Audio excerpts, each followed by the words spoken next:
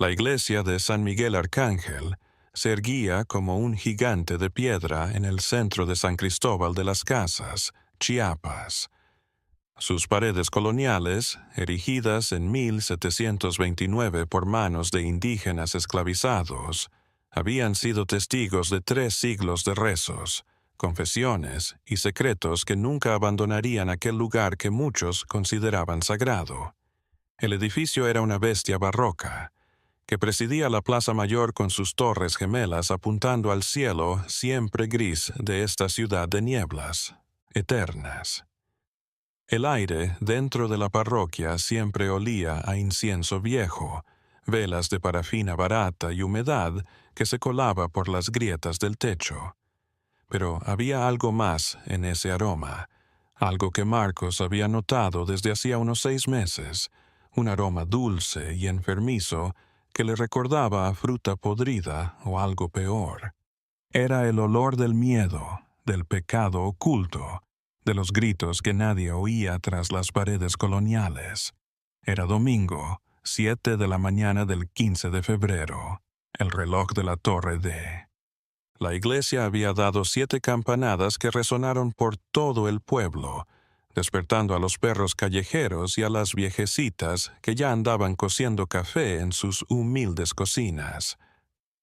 La neblina de las montañas chiapanecas envolvía las calles empedradas como un sudario, limitando la visibilidad a unos pocos metros. Era la clase de mañana en que todo estaba borroso y a la vez real, como si el pueblo entero estuviera soñoliento. Las familias llegaban a misa dominical envueltas en rebozos y chamarras, sus respiraciones creando vaho en el aire gélido de febrero. Por entre ellas andaba la familia Beltrán, don Roberto, de 42 años y manos callosas de picar piedra desde los 14, cuando abandonó la escuela para mantener a su familia. Su espalda ya se doblaba bajo el peso de los años, acarreando varillas y costales de cemento. Doña Carmela, su esposa de 38 años, caminaba a su lado con su rebozo viejo, pero limpio, planchado la noche anterior. Era un rebozo, que había sido de su abuela, una de las pocas reliquias familiares que le quedaban. Sus 3 hijos los acompañaban, los mayores, Lupita, de 14, y Santiago, de 11. Discutían en voz baja sobre la tarea de matemáticas que debían entregar el lunes. Lupita era una niña inteligente, siempre la mejor de su clase, con la ambición de estudiar Derecho y salir de San Cristóbal, de romper con la pobreza que había marcado la vida de sus padres y abuelos. Santiago era más reservado, más soñador. Dibujaba en los bordes de sus cuadernos y soñaba con ser arquitecto. Pero el pequeño Marcos, de 7 años, caminaba en silencio, sus ojos fijos en el suelo de piedra irregular. Sus zapatos escolares, los únicos que poseía, estaban gastados y le apretaban, pero no decía nada. Marcos ya no protestaba, ya no exigía, ya no reía. Marcos era diferente. Ahora todo el mundo en el pueblo lo sabía, aunque nadie lo decía en voz alta. Los vecinos murmuraban cuando los Beltrán pasaban. «Pobre niño, dicen que está loco. Mi comadre dice que es brujería». Yo escuché que se asustó con algo, un susto del alma, pero nadie en absoluto, se atrevía a mencionar la verdadera razón por la que el niño había cambiado. Desde hacía exactamente medio año, desde aquel miércoles 15 de agosto del año pasado, el niño no decía una palabra en misa, ni amén, ni aleluya, ni siquiera movía los labios cuando el padre Ignacio exhortaba a la feligresía a rezar el Padre Nuestro o el Ave María. Se quedó petrificada como estatua de sal, sus ojos abiertos como platos, tan abiertos que Carmela temió que se le salieran de las órbitas, mirando hacia el altar con una expresión que doña Carmela solo podía describir como terror reprimido. Era como si Marcos pudiera ver algo que nosotros no podíamos, como si observara un horror invisible que solo él podía percibir. Pero no solo en la parroquia. En casa, Marcos había dejado de jugar. Sus Hot Wheels, que una vez adoró, estaban intactos. En su caja debajo de la cama. Ya no perseguía al gato de los vecinos por el pequeño patio. Ya no le decía a su mamá que le comprara paletas cuando pasaba el paletero con su carrito anunciando paletas, nieves, helados. Ya no reía con las caricaturas de los sábados por la mañana. Los médicos del Centro de Salud Municipal, tras 3 consultas que le costaron 2 semanas de sueldo a don Roberto, dijeron que era trauma psicológico agudo. ¿Trauma de qué? ¿Y qué hace?, preguntaba don Roberto. Frustrado, golpeando su sombrero contra su muslo con impotencia. El niño no ha visto nada. Lo tratamos con cuidado. Nunca le ha faltado comida. Nunca le hemos pegado. Pero las palabras del médico, el doctor Hernández, un joven recién egresado del servicio social en el pueblo, resonaban en la mente de Carmela cada noche mientras intentaba conciliar el sueño. A veces los niños ven cosas que los adultos no queremos ver, doña Carmela. Y cuando no pueden entenderlo, cuando es demasiado para su mente infantil, se cierran. Es un mecanismo de defensa. El silencio es su refugio, su única manera de sobrevivir a algo que nunca debió haber sucedido. Pero, ¿qué pudo haber visto?, había preguntado Carmela, con lágrimas surcando sus mejillas resecas por el sol y el trabajo. El médico había observado a Marcos sentado en la camilla del consultorio, mirando la pared blanca y desprendida, y había pronunciado algo que Carmela jamás olvidaría. A veces, doña Carmela, los monstruos más. Los malos no son los de los cuentos, son los que visten sotana y hablan en nombre de Dios. Ahora, Carmela había sentido que su sangre se congelaba, pero había rechazado la idea. No, no el padre Ignacio, no la iglesia. Su fe era lo único que la mantenía cuerda en la miseria, de las deudas, de la incertidumbre. Si no podía confiar en la iglesia, ¿en qué podía confiar? La mañana del 15 de febrero, la familia se adentró en la parroquia por el portal de madera. Tallada, que crujía a cada paso, el padre Ignacio los recibió con su sonrisa pastoral bien ensayada.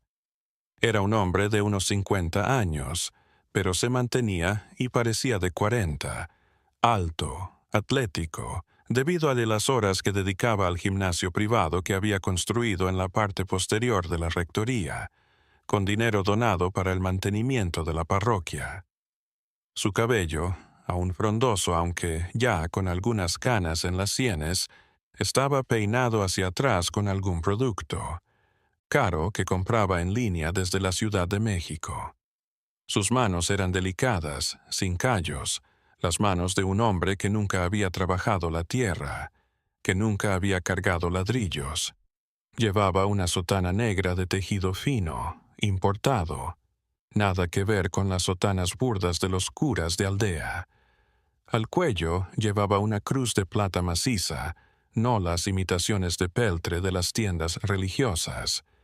Y en su muñeca, bajo la manga de la sotana, brillaba un reloj Rolex, que había sido un obsequio de un feligrés agradecido, según decía. Su voz era grave y resonante, educada durante años en el seminario para hacerla resonar en las iglesias como la voz de Dios. Sabía controlarla, tierna y paternal, consolando viudas, severa y autoritaria al predicar sobre el pecado, cálida y seductora con las familias ricas del pueblo, posibles donantes. Buenos días, familia Beltrán. Qué bendición verlos aquí, tan leales como siempre, dijo el sacerdote, acercándose a ellos con esa sonrisa blanca, demasiado blanca para ser real a su edad, Colocó su mano sobre la cabeza de Marcos, revolviendo su cabello en lo que pretendía ser un gesto cariñoso, pero Marcos se estremeció ante el contacto. Su cuerpo se tensó como un resorte.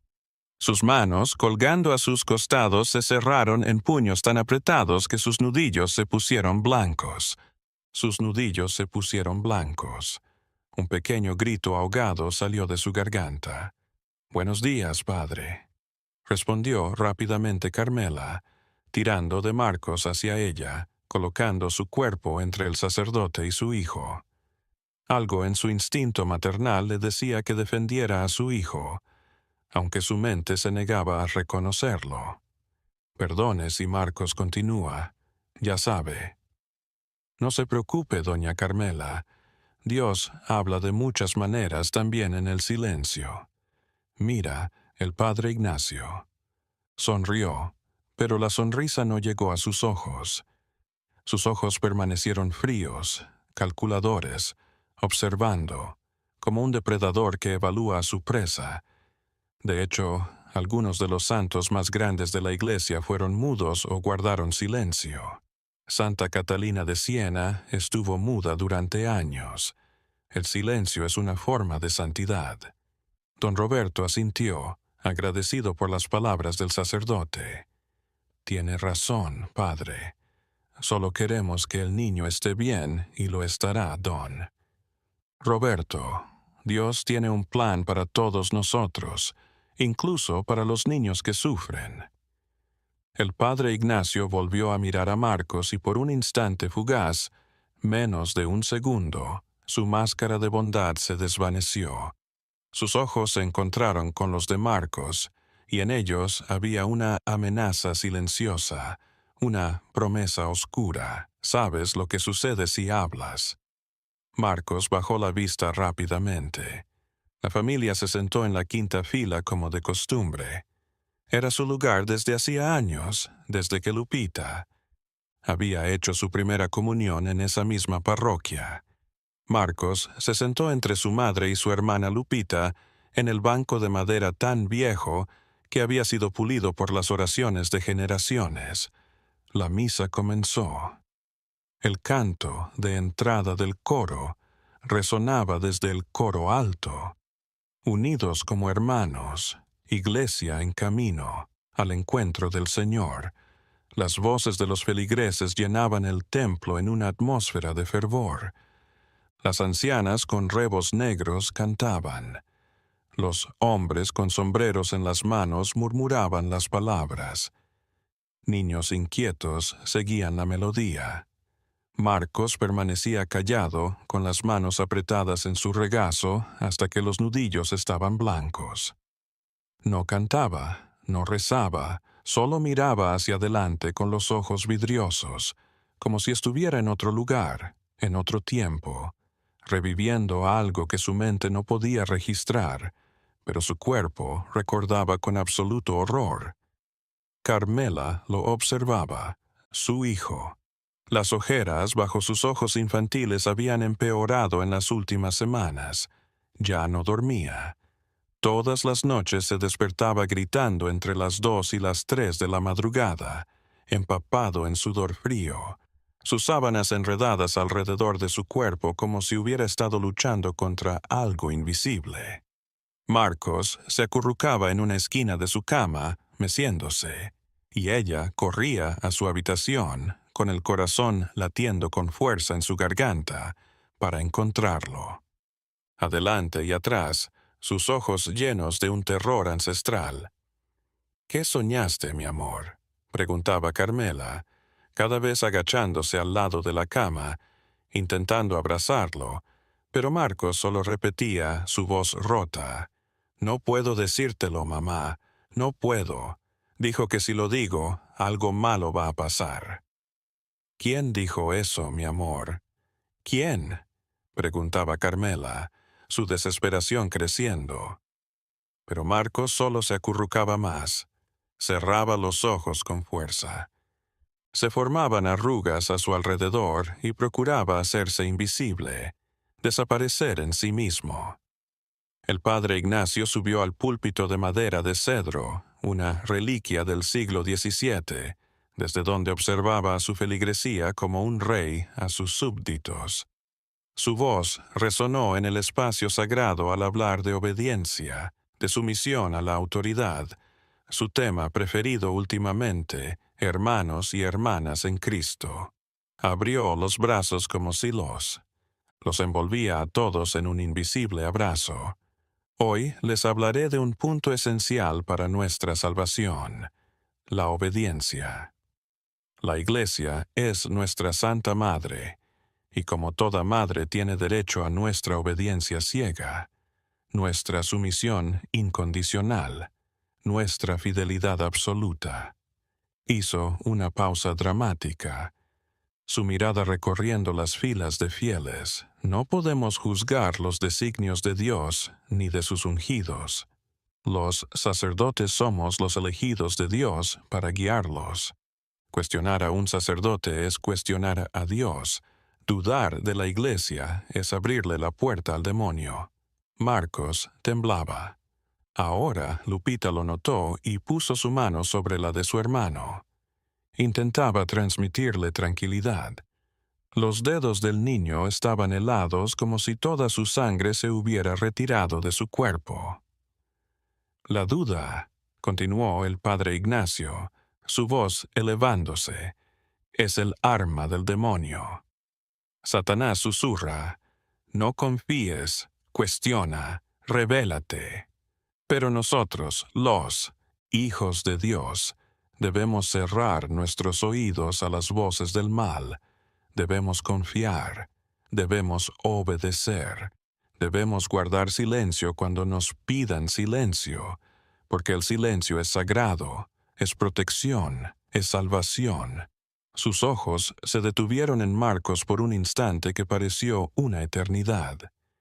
El niño sintió que no podía respirar, como si manos invisibles apretaran su garganta. Y recuerden, terminó el padre Ignacio, con una sonrisa benévola, pero con ojos de hielo. Dios todo lo ve, todo lo sabe y todo lo castiga. Los mentirosos arderán en el infierno, los traidores sufrirán por toda la eternidad. Pero los obedientes, los callados, los que confían, esos se salvarán. La congregación murmuró sus amenes. Don Roberto asintió. Buen sermón, pensó. Un recordatorio necesario en estos tiempos en que la gente lo cuestiona todo, en que los jóvenes ya no respetan a la autoridad. Pero Carmela sintió un escalofrío por la columna vertebral. Algo en el sermón no encajaba, algo en la mirada que el padre Ignacio le había dado a Marcos. Las filas para la comunión se formaron. Don Roberto y doña Carmela se pusieron de pie, pero Marcos se quedó sentado aferrado al banco con ambas manos. «Ven, mijo, vamos», le dijo suavemente Carmela. Marcos negó con la cabeza. «Marcos, no hagas un berrinche aquí», dijo don Roberto en voz baja, con los ojos puestos en los vecinos, pero Marcos no se movió. Sus nudillos estaban blancos por la fuerza con que se aferraba. Carmela lo dejó y siguió con la familia hacia el altar. La fila avanzó. Marcos se quedó solo en el banco. La iglesia estaba casi vacía. Apenas quedaban algunos ancianos en las últimas filas que tampoco comulgaban. El niño miró hacia la sacristía. Algo se movía tras la puerta entreabierta. No era el padre Ignacio, que estaba en el altar repartiendo la era. Era otro, alguien que no debía estar allí. Marcos sintió que el corazón se le escapó del pecho. Sus manos sudaron. Quería gritar, quería correr, pero su cuerpo no respondía. Era como si cadenas invisibles lo anclaran al banco. La sombra se movió de nuevo y por un momento Marcos vio un rostro familiar, un rostro que había visto antes, en sus recuerdos más tempranos, aquellos que su mente había tratado de olvidar. Cuando su familia regresó al banco, Marcos tenía lágrimas silenciosas corriendo por sus mejillas. «¿Qué pasa, mi amor?», preguntó Carmela, preocupada. Marcos solo negó con la cabeza. No podía hablar. Si hablaba, lo sabría, y si lo sabía, algo malo sucedería. La misa finalizó con el canto final y la bendición del padre Ignacio. «Pueden ir en paz», dijo el padre, haciendo la señal de la cruz sobre la congregación. Las familias comenzaron a salir comentando sobre el almuerzo dominical y las novedades del pueblo. El padre Ignacio se acercó a los Beltrán. «Doña Carmela, don Roberto, ¿podría hablar con ustedes un momento?», preguntó el padre. «Es sobre Marcos. Creo que le vendrían bien unas clases particulares de catequesis para resolver su problema». Carmela miró a su marido indecisa. Don Roberto asintió. «Si usted cree que puede ayudar, padre, adelante». «Perfecto. ¿Qué os parece si Marcos viene los miércoles por la tarde? A las 5, cuando la parroquia está más tranquila, podemos trabajar su seguridad, su fe». Algo dentro de Marcos se quebró. Quería gritar «¡No!» con todas sus fuerzas. «No quiero regresar». Pero las palabras no emergían. Solo podía observar al padre Ignacio, quien le devolvía la sonrisa que no alcanzaba sus ojos. «Sí, padre, gracias», dijo Carmela, aliviada de tener alguna respuesta. Marcos no pudo dormir esa noche. Se quedó mirando el techo de su pequeña habitación, escuchando los ruidos de la noche chiapaneca, los grillos, los perros callejeros, el viento contra las ventanas de madera, pero escuchando algo más también, una voz en su mente, profunda y amenazante. «Si hablas, ellos también van a sufrir. Tu mamá, tu papá, Lupita, Santiago, todos. ¿Entendiste, Marquitos? El silencio es tu escudo y el de ellos». Marcos cerró los ojos y se cubrió la cabeza con la cobija rota. Pero el miedo no se iba porque él sabía la verdad. Sabía lo que había visto aquella tarde de hace 6 meses cuando siguió al padre Ignacio a la sacristía después de ofrecerle dulces. Sabía quiénes realmente se sentaban en aquellos bancos de la última fila a observar. Sabía por qué algunos niños de él. Catecismo ya no venían. Sabía de las reuniones nocturnas en el sótano de la parroquia, las voces de los hombres más respetados del pueblo mezclándose con el llanto ahogado de los niños. Pero no podía hablar. No podía porque el padre Ignacio había sido explícito. «Dios castiga a quienes violan sus votos y yo soy su representante aquí». El miércoles llegó demasiado rápido. El miércoles a las 5 de la tarde, el cielo sobre San Cristóbal de las Casas se oscureció en un gris plomizo que anunciaba lluvia. Las calles empedradas brillaban bajo la luz del atardecer. El frío de la época ya se metía en los huesos de las personas. Doña Carmela recorría la calle Real con Marcos de la mano. El niño arrastraba los pies con desgano. «Marcos, no seas así. El padre Ignacio solo quiere ayudarte», decía Carmela, aunque algo en su interior se agitaba con una inquietud que no podía nombrar.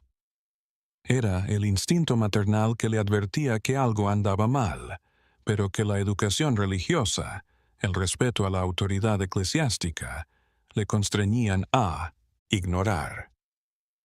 Llegaron a la parroquia. Aquel lugar a esas horas estaba desierto. Solo don Chencho, el viejo sacristán, barría el atrio con su escoba gastada. «Buenas tardes, doña Carmela», saludó el anciano, aunque su mirada se detuvo en Marcos con algo de lástima. «El padre está en casa, esperando al niño». «Gracias, don Chencho». Carmela empujó a Marcos hacia la puerta. En el interior la iglesia estaba oscura, solo algunas veladoras. Iluminaban los espacios proyectando sombras danzantes en los muros coloniales. El padre Ignacio emergió de la sacristía con su sotana negra impecable y esa sonrisa que Marcos había aprendido a detestar. Como siempre, doña Carmela, en el tiempo justo. Eso me gusta. La puntualidad es una virtud, dijo el cura. Puede dejarlo. Estaremos 1 hora. Vamos a orar por sus oraciones, por su relación con Dios. Carmela vaciló. Marcos se aferraba a su falda con desesperación muda. ¿Seguro que no quiere que me quede? ¿Padre? No, espere. Es mejor que esté solo conmigo. A veces los niños se abren más si no están los padres presentes. El padre Ignacio alargó la mano hacia Marcos. Ven, hijo, en la casa de Dios no hay nada que temer. Carmela desprendió delicadamente los dedos de Marcos de su falda. Compórtate, mi amor. Vuelvo en 1 hora. Y con eso salió de la parroquia. Y Marcos se quedó solo con el sacerdote. El portazo resonó como una condena. El padre Ignacio mantuvo la sonrisa hasta que el sonido de los pasos de Carmela se desvaneció. Entonces su rostro cambió. La calidez pastoral desapareció, sustituida por algo gélido y calculador. Bueno, Marquitos, ya sabes el camino. El cura asintió con la cabeza en dirección a la sacristía. Marcos no se movió, sus piernas temblando. Dije, camina, repitió el padre Ignacio, esta vez con toda amabilidad fuera de su voz. Oh, vamos a ver a tu hermana Lupita a la escuela. Es una niña muy linda, ¿no? 14 años, una edad. El miedo de Marcos se convirtió en terror. Se dirigió a la sacristía con paso vacilante, cada metro una eternidad. La sacristía era una habitación rectangular en la que se guardaban las ropas de iglesia, los cálices, los objetos sagrados, pero en el fondo había otra puerta más pequeña que conducía a una escalera que bajaba al sótano de la parroquia. Un lugar del que nadie hablaba, un lugar que no figuraba en ningún mapa del edificio. «Espera aquí», ordenó el padre Ignacio. «Debo preparar algunas cosas». El sacerdote descendió la escalera, dejando a Marcos solo en la sacristía. El niño miró a su alrededor en busca de una salida, pero sabía que no había escape. La última vez que intentó escapar, el padre Ignacio lo atrapó antes de que llegara a la puerta principal. Lo que sucedió a continuación había sido: Marcos cerró los ojos con fuerza, intentando olvidar. Esperó. Oyó ruidos en el sótano. No era solo el padre Ignacio. Había otros ahí abajo.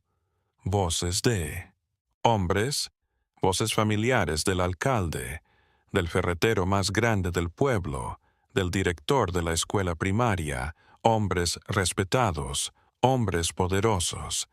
Debe aprender a colaborar. Oyó la voz del padre Ignacio. Ya te dije que necesito tiempo. Los de afuera se preguntan. Era la voz del alcalde, don Esteban Ruiz, un tipo robusto que siempre salía en las fotos del periódico local inaugurando obras. Nadie va a preguntar si guardamos. Las apariencias. Confían en la iglesia, confían en mí, respondió el padre Ignacio con orgullo. Hubo un silencio y luego otra voz más joven que Marcos no reconoció. ¿Y qué hacemos con los que hablan, con los que van a soltar la lengua? Ya sabes, lo que hicimos con el hijo de los Méndez. Marcos sintió que el aire se le escapaba de los pulmones. El hijo de los Méndez, Toñito, de 9 años, desaparecido hace 3 meses. La familia había denunciado, colocó carteles por todo el pueblo con su foto. Desaparecido desde el 15 de agosto. Si lo ven, por favor, denúncienlo. Pero nadie lo sabía, o eso decían. Marcos ahora comprendía por qué Toñito había revelado su secreto. Lo había revelado a su maestra y ésta, siendo hermana del presidente municipal, había ido directamente con él. Y Toñito nunca volvió a casa. Las lágrimas corrían por las mejillas de Marcos, pero no dijo nada. Había aprendido a llorar. En silencio, el padre Ignacio trepó las escaleras. Ya no iba a estar solo. Tras él venía don Esteban Ruiz, en su traje gris y con cara de sapo satisfecho. Y tras él, profesor Armando Ochoa, director de la escuela donde estudiaban Marcos y sus hermanos. Marquitos, dijo el padre Ignacio con falsa ternura, estos son amigos, amigos de la parroquia, hombres de Dios que también te ayudarán a encontrar tu voz. Donde Esteban se inclinó para estar a la par de Marcos. Su aliento. Huele a tabaco y brandy. Eres un niño afortunado, ¿sabes? No todo el mundo tiene la suerte de ser tratado así. Marcos quería vomitar. Lo que ocurrió en los siguientes 40 minutos se grabó en la mente de Marcos como una pesadilla de la que no podía despertar. Las manos, las palabras, los murmullos amenazantes entre oraciones retorcidas. Padre nuestro que estás en los cielos, deja que el niño venga a mí, santificado sea tu nombre. No llores, te va a gustar. Venga a nosotros tu reino. Cuando terminó, Marcos estaba acurrucado en una esquina de la sacristía, con la mirada perdida y la ropa hecha un desastre. El padre Ignacio se acomodaba la sotana como si nada hubiera ocurrido. Marquitos, acuérdate, Dios todo lo ve, y Dios castiga a los mentirosos. Si hablas, si revelas lo que ocurre aquí, tus padres perderán su hogar. Tu hermana va a ser expulsada del colegio. Tu familia va a estar marcada en este pueblo para siempre. El sacerdote se agachó y le susurró al oído. Y sabes, a lo que le pasó a Toñito Méndez. ¿Quieres que tu familia también sufra? Marcos sacudió la cabeza. Bueno, eres un niño listo. Cuando doña Carmela volvió 1 hora después, Marcos seguía sentado en uno de los bancos de la iglesia, con la mirada perdida. El padre Ignacio se hallaba a su lado, con la Biblia abierta sobre el regazo. «¿Cómo le fue, padre?», preguntó Carmela esperanzada. Bueno, Marcos está mejorando. Aún no habla, pero puedo sentir que comienza a abrirse. ¿Cierto, Marquitos? El cura agitó el cabello del niño con falsa ternura. Marcos no respondió. No podía. «¿Viene la semana que viene, entonces?», repitió el padre Ignacio mirando fijamente a Carmela. «Sí, padre, claro». Aquella noche, en la pequeña casa de los Beltrán, la cena fue silenciosa. Marcos no probó la comida, solo empujaba los frijoles por el plato con su cuchara. «Ven, mijo», insistió Carmela. «Necesitas fuerzas». Pero Marcos negó con la cabeza. Don Roberto dio un golpe en la mesa. «Basta ya, estoy harto de tus rabietas. El padre Ignacio te está ayudando y tú ni siquiera comes». Marcos levantó la vista por primera vez en horas. Miró a su padre con unos ojos tan llenos de dolor y desesperación que algo se rompió dentro de don Roberto. «Hijo mío», comenzó, pero Marcos ya se había levantado de la mesa y había huido a su habitación.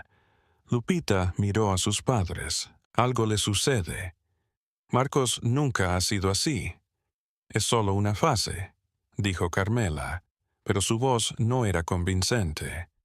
El padre Ignacio dice que es común en niños sensibles. Lupita no estaba convencida. Esa noche, después de que sus padres se durmieran, entró silenciosamente en la habitación donde Marcos y Santiago compartían. Su hermano menor estaba acurrucado en su cama temblando. «Marcos», susurró Lupita, sentándose en el borde de la cama. «Puedes decírmelo. Que sea. Soy tu hermana». Marcos abrió la boca para hablar, sus labios moviéndose para formar palabras, pero luego recordó la amenaza. Tu hermana será expulsada de la escuela. Y el silencio regresó. Lupita le acarició el cabello. Está bien, no tienes que decirme nada, pero créeme, te creo. Lo que sea que estés pasando, te creo y te protegeré. Era una promesa que Lupita cumpliría, costara lo que costara, porque en San Cristóbal, el pueblo de las casas, las apariencias, más que la verdad, la autoridad de la iglesia era indiscutible. Los niños debían obedecer sin cuestionar. Se avecinaba una tormenta y todo comenzaría con el silencio de un niño que sabía demasiado. 2 semanas más, 2 miércoles más de catequesis especial. Marcos regresaba más pálido, más delgado, más perdido. Doña Carmela comenzaba a preocuparse, pero don Roberto decía que debían confiar en el Padre. Ignacio, es un hombre de Dios, Carmela. No le estaría haciendo daño. Pero Lupita no estaba tan convencida. La niña de 14 años había comenzado su propia investigación en secreto, hablando con otros niños del catecismo y preguntándoles sobre sus experiencias. Lo que descubrió la horrorizó. Una niña de 8 años llamada Rosita Hernández le dijo entre lágrimas que el padre Ignacio la había retenido después del catecismo para bendecirla. Especialmente, lo que siguió, Rosita no podía hablar, solo lloraba. Un niño de 10 años, Carlitos Vega, le enseñó moretones en sus brazos. Disciplina sagrada, dijo. Dios castiga a los niños pecadores, explicó, su voz rota. Había más, mucho más, pero todos estaban aterrorizados. No podemos decir nada. Dijo que nadie nos creerá, que somos pecadores. Lupita sintió que la rabia se hinchaba en su pecho.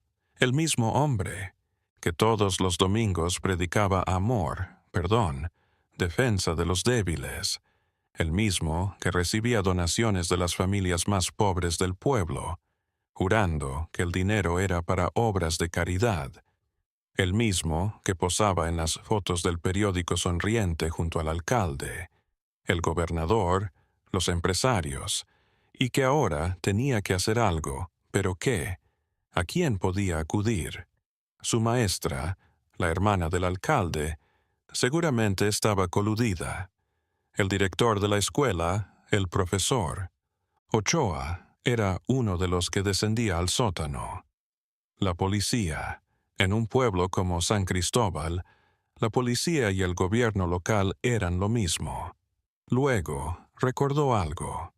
Meses atrás había oído a sus padres hablar de una periodista de la Ciudad de México que había llegado al pueblo investigando casos de niños desaparecidos en la región y que había intentado entrevistar al padre Ignacio, pero éste se había negado y había dicho que la prensa solo buscaba ensuciar el nombre de la Santa Iglesia. Con mentiras. Lupita revisó en la biblioteca local periódicos viejos de la región. Halló un artículo de Marcela Fuentes, periodista de investigación. Al final del texto, un correo electrónico escrito con manos temblorosas. Lupita escribió desde la computadora de la biblioteca, usando un correo anónimo que creó solo para esto. Querida periodista Fuentes, mi nombre no importa. Soy una niña de San Cristóbal de las Casas, Chiapas. Sé lo que le sucedió a Toñito Méndez. Sé por qué. Desapareció y sé que hay más niños en peligro. Venga al pueblo ahora, pero tenga cuidado. Los hombres que hacen esto tienen poder. No confíe en la policía local ni en el gobierno municipal. El domingo al mediodía, después de misa, estaré en el mercado de artesanías, en el puesto de Doña Rosa. Lleve una bufanda roja para que la reconozca. Por favor, ayúdenos. Nadie más nos cree. Envió el mensaje y borró todo rastro de su actividad en la computadora. Su corazón latía tan fuerte que temía que alguien lo escuchara. Esa noche, en la cena, don Roberto informó: el padre Ignacio me solicitó que colaborara en la construcción de un nuevo salón parroquial. Dice que será para actividades juveniles. Me va a pagar bien. Carmela sonrió. Qué bueno, Roberto. Ese dinero nos vendría bien para la escuela de los niños. Pero Lupita sintió un escalofrío. Un nuevo salón. Más espacio. Más rincones donde esconder a los niños. Y su propio padre ayudando a construirlo sin saber. ¿Para qué? El domingo amaneció radiante, pero el sol no lograba disipar la oscuridad que invadía a Lupita. En misa observó todo con otros ojos. El padre Ignacio tocando con su sonrisa pastoral las cabezas de los niños. Vio cómo algunos de ellos se encogían ante su contacto. Vio a don Esteban Ruiz y al profesor Ochoa intercambiando miradas desde sus lugares en las primeras filas. Vio a su hermano Marcos sentado junto. Ella, con la mirada perdida y lágrimas silenciosas cayendo por sus mejillas. Al finalizar la misa, Lupita le dijo a su madre que iba a dar una vuelta por el mercado con unas amigas.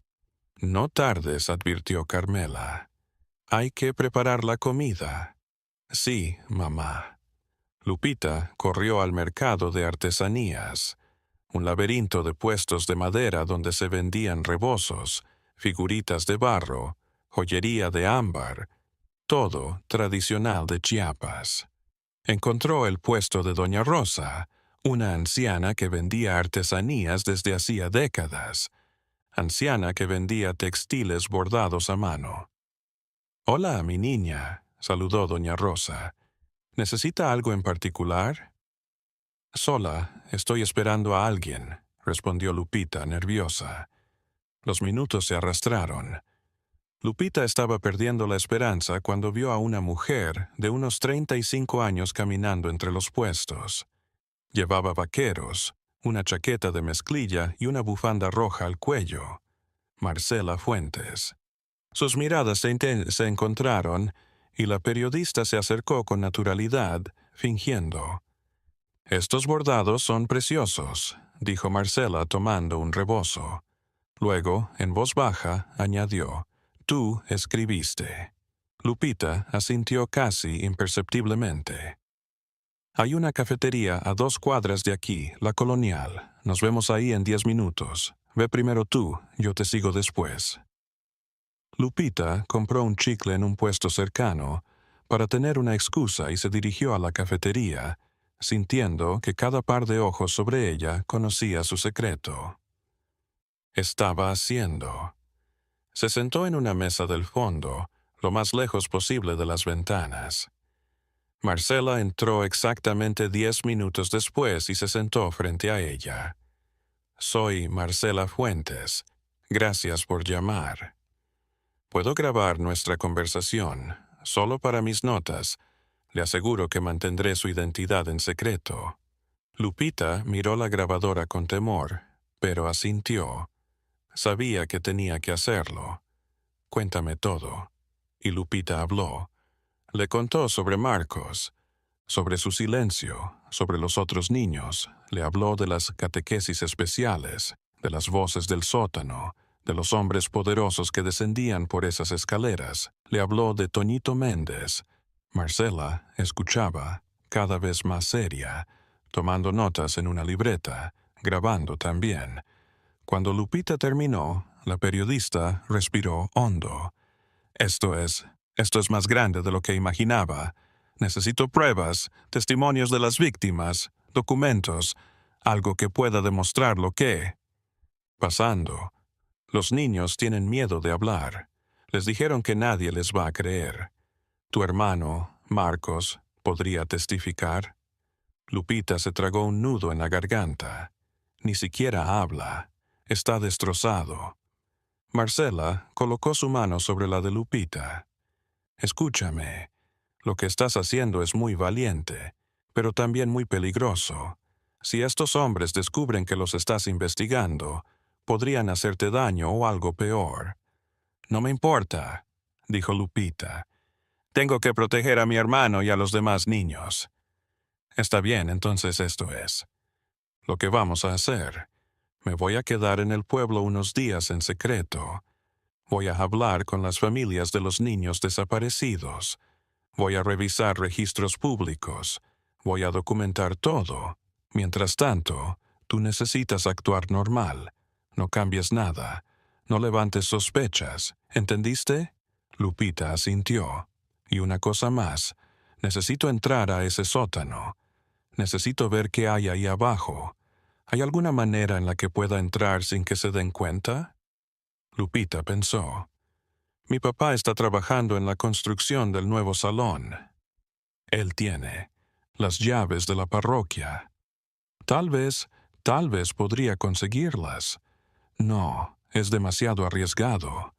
Si tu padre se entera de que las robaste, sospecharía.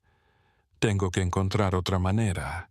Las dos mujeres siguieron planeando, sin saber que alguien las observaba desde fuera de la cafetería.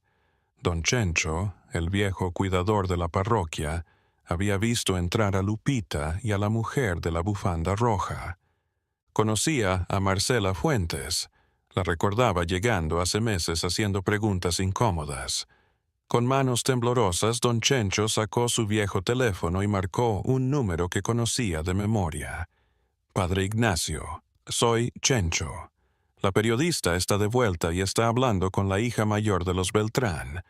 Hubo un silencio mortal al otro lado de la línea. Entiendo. Gracias por informarme, Chencho. Eres un buen siervo de Dios. Ahora, escúchame bien. No digas nada de esto a nadie. ¿Entendiste? Sí, padre. Bien, nos haremos cargo.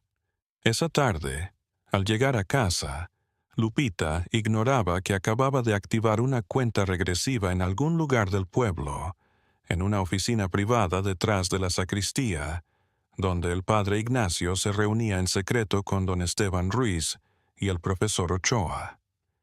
La niña Beltrán sabe demasiado, decía el alcalde. Y si la periodista comienza a investigar, todo se derrumbará. No podemos permitirlo, dijo el padre Ignacio.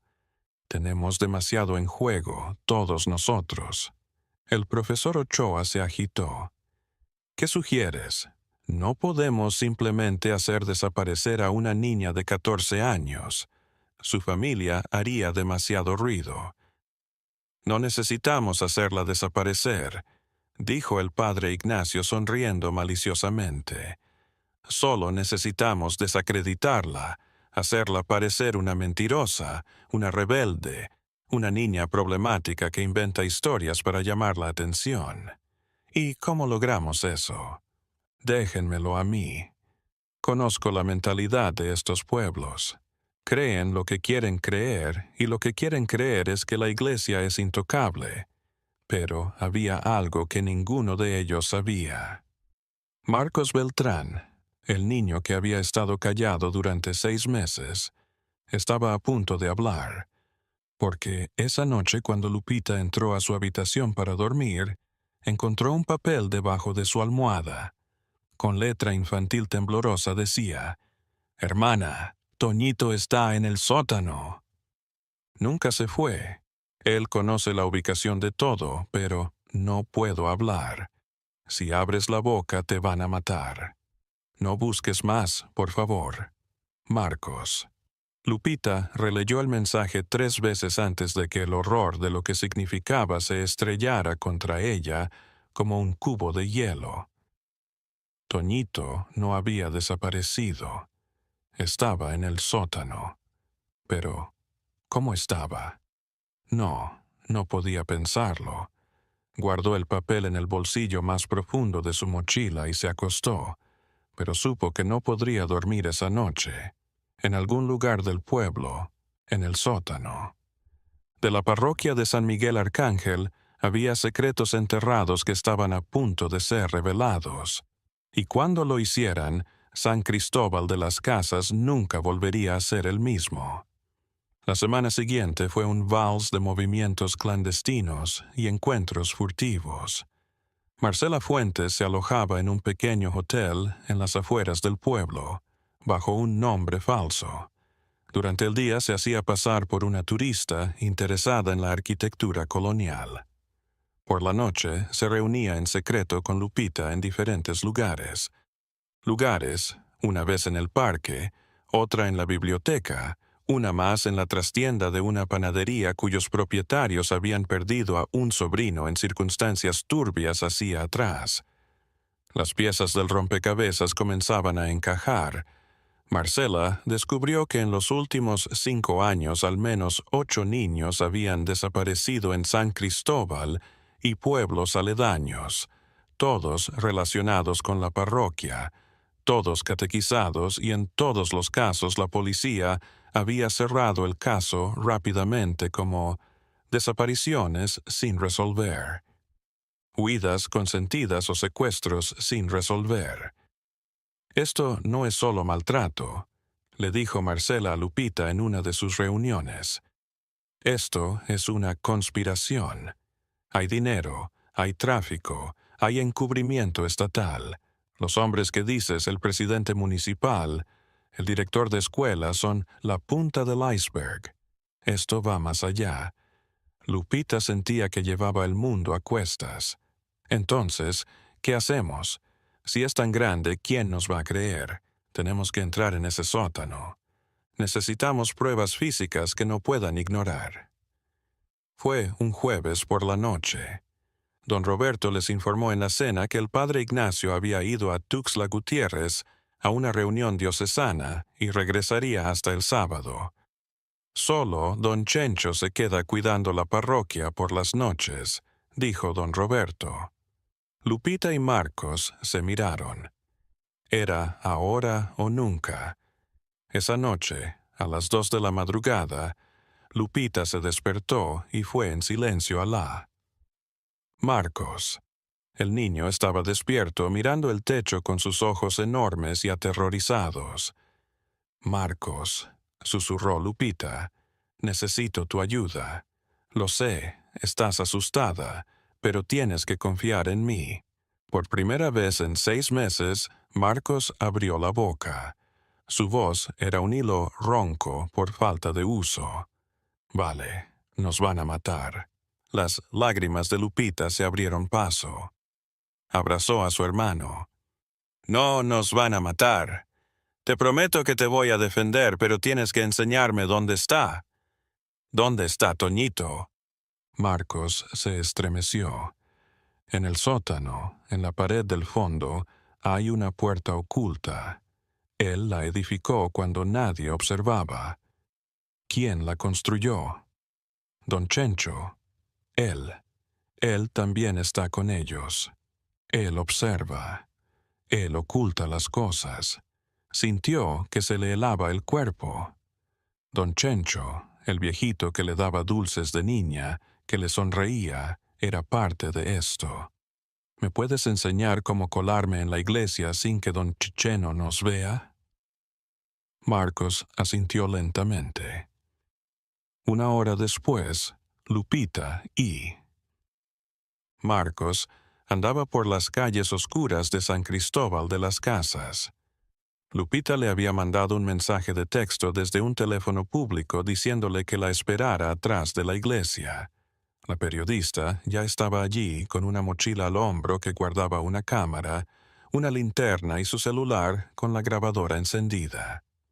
¿Estás segura de esto?, preguntó Marcela mirando a los 2 hermanos. Una vez dentro, no hay vuelta atrás, lo sé. Marcos los condujo a través del pequeño cementerio al lado de la iglesia, donde las tumbas coloniales se erguían como dientes torcidos bajo la luna. En la parte trasera, casi cubierta por la maleza, había una pequeña ventana que daba al sótano. Papá me enseñó esto cuando estaba trabajando, susurró Marcos. Dijo que era para ventilación, pero nunca la cierran bien. Con esfuerzo abrieron la ventana. Era apretado, pero los tres lograron entrar. Entraron en una habitación oscura que olía a humedad y algo más, algo dulce y podrido que revolvió el estómago de Lupita. Marcela encendió su linterna.